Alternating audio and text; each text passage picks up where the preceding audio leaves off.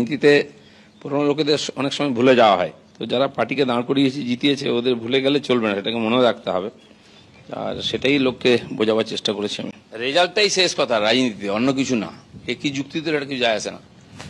Result, vote, হার জিত, এটাই রাজনীতি শেষ কথা। রাতারাতি কেউ এলে আমি পার্টির নেতা বানাতে পারি, জনগণের নেতা বানাতে পারি না তাকে। আমি ক্যান্ডিডেট ঠিক করতে পারি পার্টির স্বার্থে, পাবলিক ভোট দেবে তার কোনো গ্যারান্টি নেই। তো এরকম নেতৃত্ব তৈরি করতে সময় লাগে, নিজেকে তপস্যা করতে হয়, পার্টিকেও সময় দিতে হয়।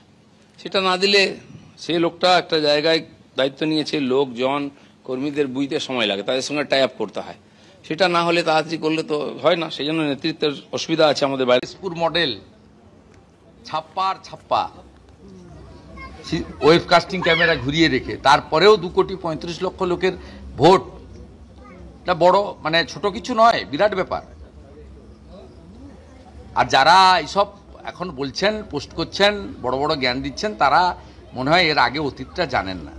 2004 সালে মমতা ব্যানার্জি 9টা থেকে 1টা হয়ে গেছিল। অতএব সেদিনকার থেকে তো আজকে বিজেপির অবস্থা অনেক ভালো, অনেক বেটার, অনেক বেটার। 2019 সালে আইপ্যাকও ছিল না।